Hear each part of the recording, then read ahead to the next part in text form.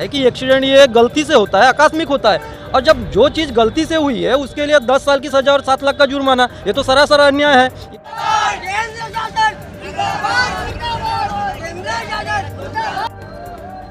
नमस्कार, मैं नरेश बोपचे, सत्य को जानो न्यूज में आपका स्वागत है। अभी हम गोंदिया जिले के गोरेगांव तहसील में हैं और आप मेरे पीछे देख सकते हो कि यहाँ जय संघर्ष वाहन चालक मालक संगठन महाराष्ट्र राज्य हिट एंड रन इस कायदे के विरोध में जाहिर निषेध के लिए यहाँ पे रास्ते से चल रहे हैं और यहाँ पे देख सकते हो आप नारेबाजी हो रही है।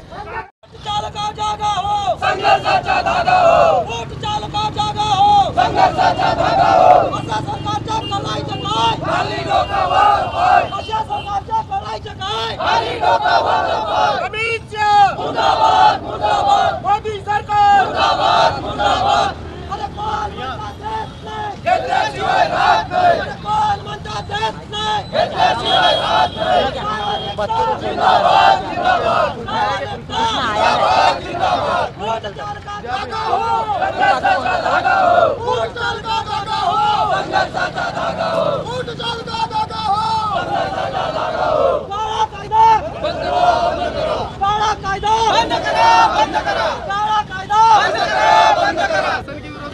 नारेबाजी कर रहे हो, क्या कहना है आपका?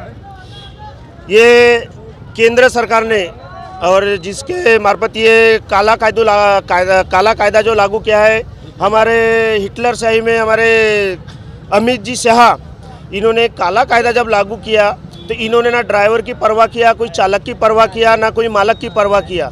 आखिर ये काला कायदा किस इन्होंने विचार में काला कायदा लागू किया, ये हमारा पूछने का उनको एक नतीजा है।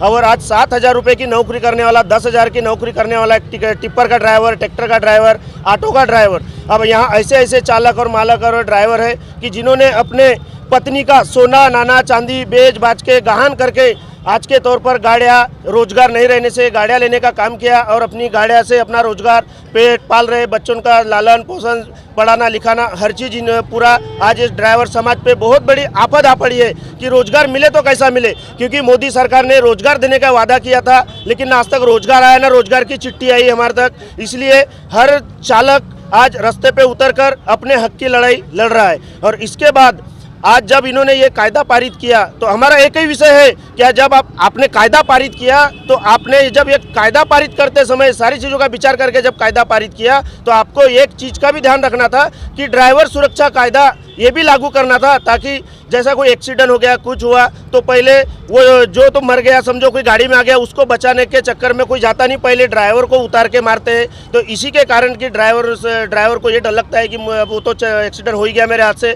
क्योंकि अब जब तकलीफ हो गई तो लोग पहले गाँव वाले क्या करते हैं कि ड्राइवर को मारना पीटना ये चीज़ है, इसलिए ड्राइवर अपनी गाड़ी छोड़ के भागता है। नहीं तो ड्राइवर एक गाड़ी से अपनी मुंगी मारने का भी विचार नहीं करता तो आदमी को क्या मारेगा।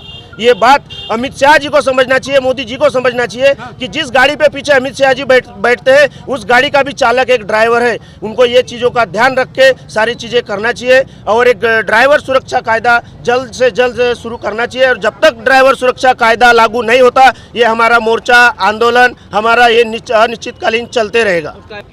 हाँ, बिल्कुल सही सुने आपने, ये ट्रांसपोर्ट का काम नहीं है, ये कायदा अमित शाह जी ने लागू किया है।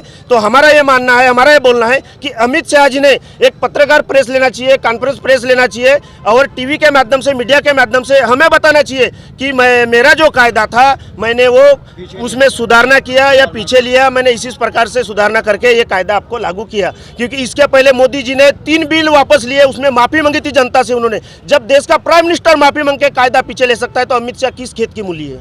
आखिर बनाए तो हमने उनको गृह मंत्री, हमारे वोटों से गृह मंत्री बने हैं अमित शाह। अमित शाह की हिटलर शाही नहीं चलेगी और नहीं चलेगी, नहीं चलेगी, नहीं चलेगी, नहीं चलेगी। जुर्माना किया है जो भी 7 लाख रुपए 10 लाख रुपए, 7 लाख रुपए ड्राइवर तो भर नहीं पाएगा, ठीक है, 7 लाख रुपए भर नहीं पाएगा। एक तो या तो फिर 7 लाख रुपए जुर्माना भरेगा या तो फिर उसको जेल है, या तो जेल चले गया या तो जुर्माना नहीं भरा जेल चले गया तो उसके परिवार का क्या होगा।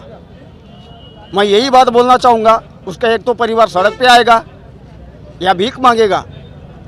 और सबसे बड़ी बात ये है कि गृह मंत्री अमित शाह जी ने ये कहा है कि एक्सीडेंट ये गलती से होता है, आकस्मिक होता है, और जब जो चीज़ गलती से हुई है उसके लिए 10 साल की सज़ा और 7 लाख का जुर्माना, ये तो सरासर अन्याय है, ये तो हिटलरशाही है।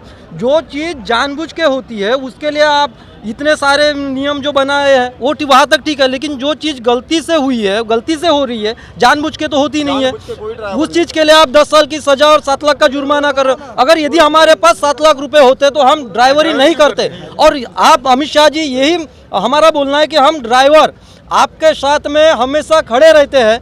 जब भी अगर कोई मुसीबत आती है, चाहे कोरोना काल हो या चाहे कुछ भी हो, हर समय मुसीबत के घड़ी में ये ड्राइवर भाई और सारे ड्राइवर भाई ही खड़े रहते हैं, बाकी कोई खड़े नहीं रहते। कोरोना काल में मरीजों को हमने हॉस्पिटल पहुंचाया।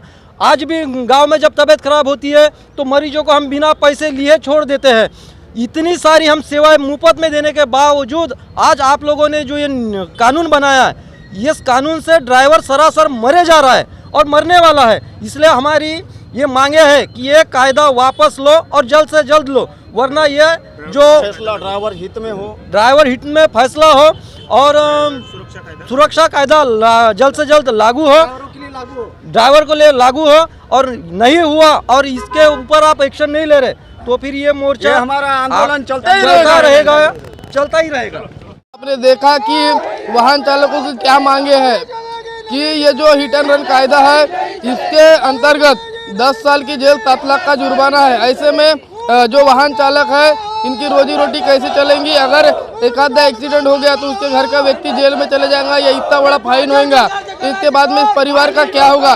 इस तरीके से बातें इन्होंने अपनी रखे हैं और यहाँ पे जो है शासन के नाम से माननीय तहसीलदार को यहाँ पे निवेदन दिए हैं। तो ऐसे ही खबर के लिए सत्य को जानो न्यूज़ को देखते रहिए। मिलेंगे अगली खबर में, तब तक के नमस्कार। नमस्कार।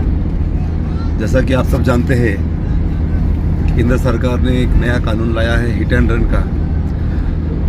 ये कानून बनाते वक्त कई छोटी मोटी चीज़ें हैं जिनकी तरफ सरकार का ध्यान रहना चाहिए था। कानून बनाते वक्त उसके मेरिट्स और डीमेरिट्स पे चर्चा होनी चाहिए। मुझे लगता है ये कानून पूरी तरह से ना सिर्फ ड्राइवर बल्कि इस देश में समूची चलने वाली ट्रांसपोर्ट व्यवस्था के ऊपर बहुत बड़ा अत्याचार है। मुझे पर्सनली ऐसा लगता है कि जिस तरह से इस देश की गवर्नमेंट ने एक एक करके सारे समाज में, सिस्टम में अपना कब्जा किया हुआ है, जिनमें बड़े बड़े उद्योगपतियों को स्थान दिया हुआ है, उनमें इंडस्ट्रीज़ के अलावा कृषि इंडस्ट्री में भी उन्होंने कब्जा किया है, धीरे धीरे रिटेल मार्केट में भी कब्जा किया हुआ है और अभी अगला चाल उनका ट्रांसपोर्ट पे है। मुझे लगता है कि हमारी केंद्र की सरकार की नज़र अब इस देश में सबसे बड़ा विभाग जो है ट्रांसपोर्ट विभाग, इस पे आ रहा है और यह एक सोचा समझा प्लान है गवर्नमेंट का। और इससे अब ये जो बड़े बड़े लोग हैं, देश के उद्योगपति है, इस देश में ट्रांसपोर्ट भी अब उन्हीं के हिसाब से चलेगा, उन्हीं की गाड़ियाँ चलेगी और धीरे धीरे छोटे मोटे जो ड्राइवर लोग हैं, मिडिल क्लास लोग हैं, इन्होंने इस व्यवस्था से बाहर जाना चाहिए या तो हमारे हिसाब से चलना चाहिए। इस तरह का उनका प्लान है। और इस देश मोदी सरकार मुर्दाबाद मुर्दाबाद, अमित शाह मुर्दाबाद मुर्दाबाद। अरे कौन बनता है मेरे सिवाय और नहीं। मुर्दाबाद मुर्दाबाद।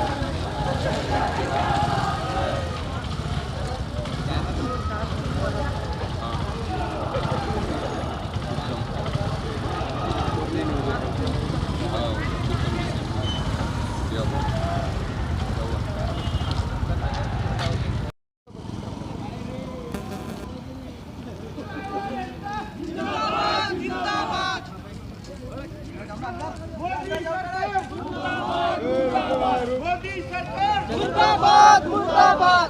काला कायदा, काला कायदा,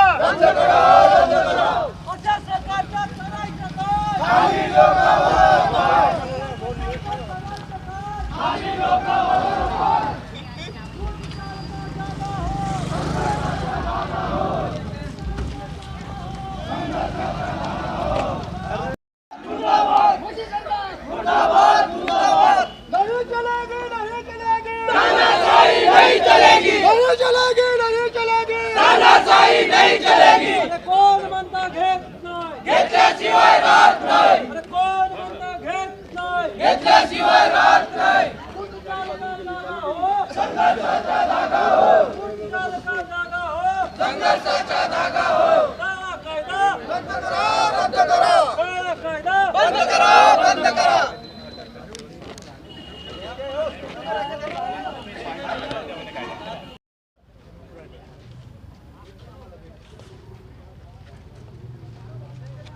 बात है।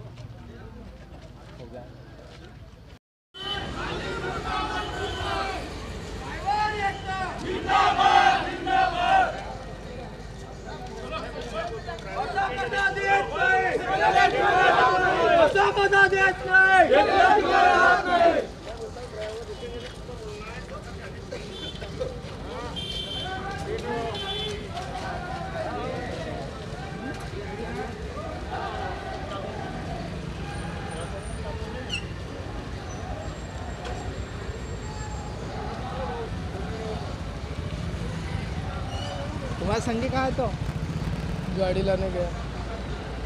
चला आगे